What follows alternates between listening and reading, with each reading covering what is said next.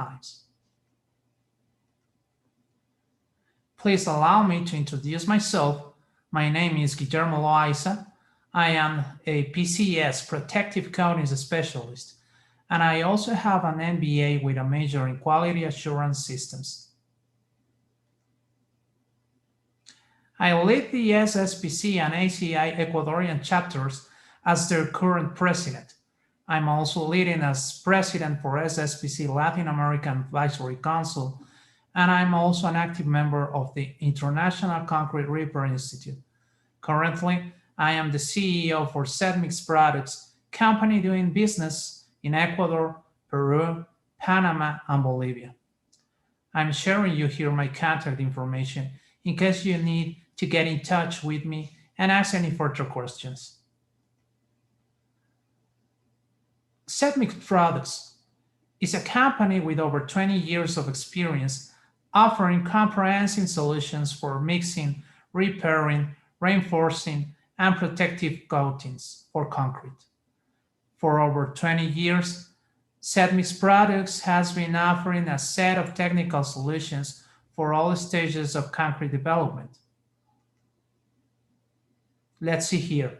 We offer a product line that goes from products added to fresh concrete, such as admixtures, synthetic fibers, to products for repair, reinforcement, and protection of concrete structures.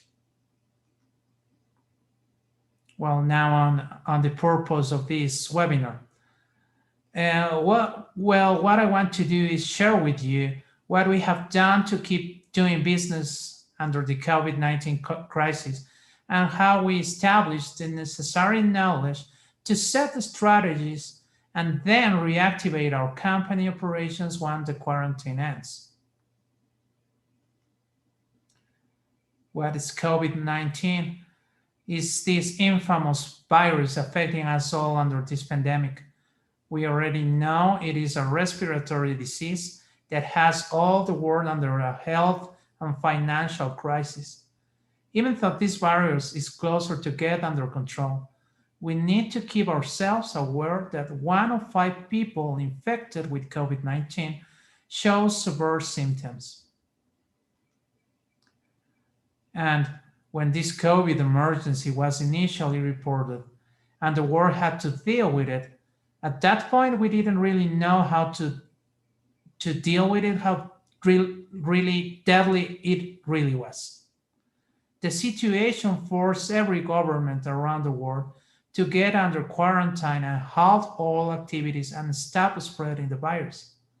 Our company, like most others, was right there with its doors closed, hoping to one day sooner than later get back to business once again.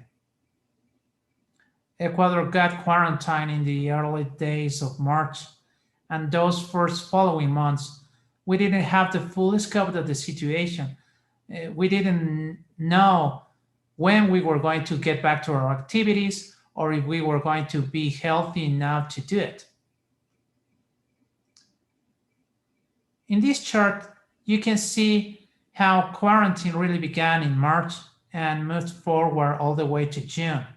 We can see data showing us that at least 80% of companies were not operational nor operating well under their normal capacity. Construction and service industries are the most affected sectors, especially those with less than 200 employees. This meant to us that too many businesses were dangerously at risk of closing down, and we needed to take action to adapt and to survive. Sales plummeted to under 40% for at least over half of the still active companies. And projections forecast that it would have taken around 4 months for companies to reestablish some ground and finally return to a usual level of activities. It is clear now that we are around December that this situation, this crisis, still prevails and will continue like it for at least another 5 to 6 months ahead. Once our government authorized some industry sectors to progressively reopen their activities under strict sanitary protocols, the construction sector was the first to be set in line for reactivation when it began in July.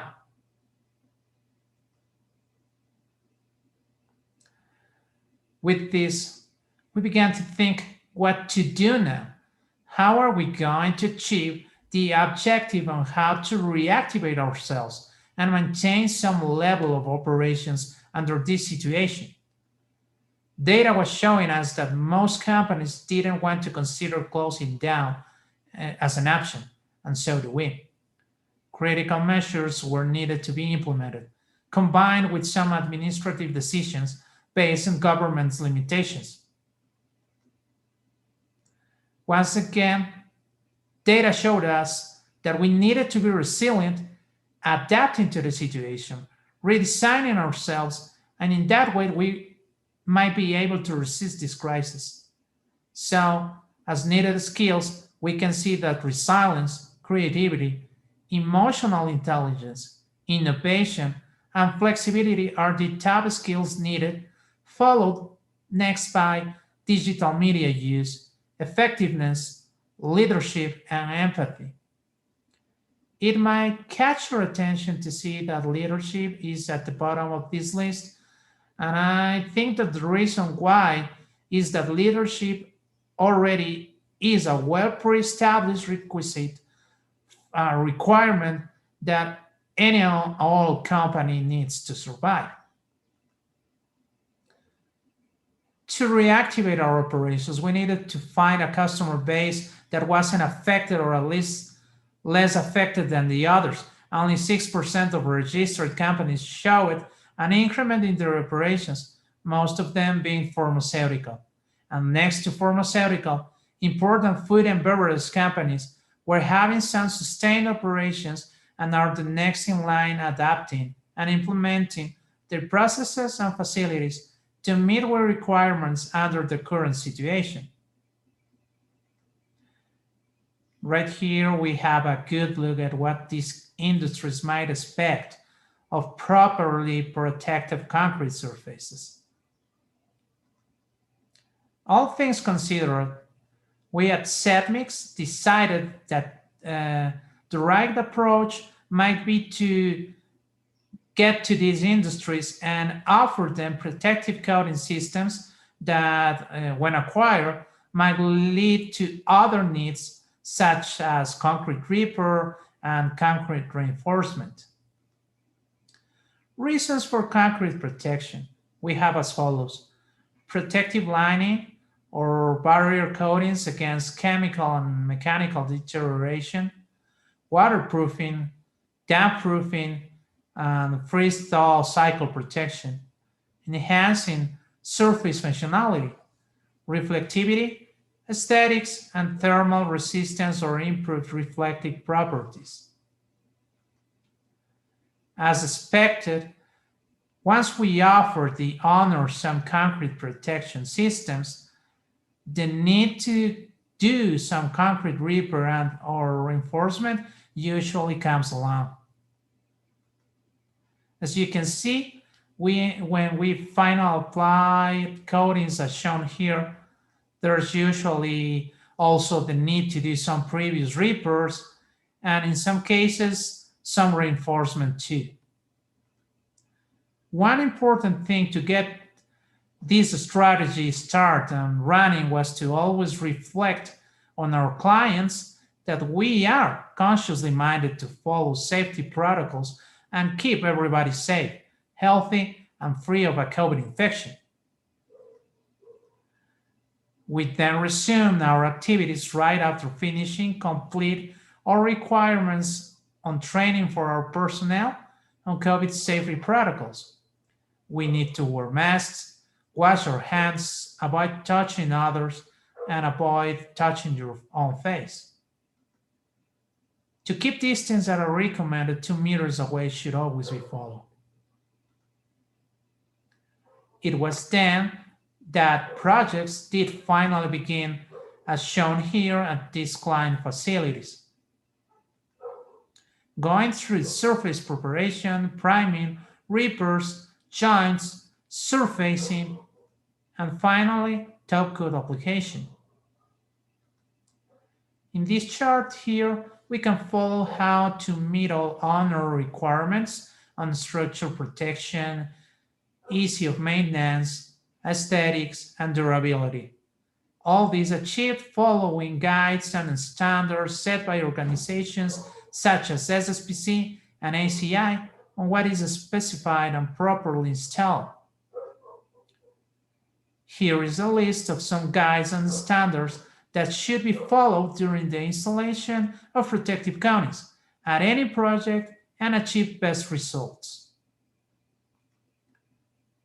Finally, keep in mind that there are two types of base projects to specify as a starting point.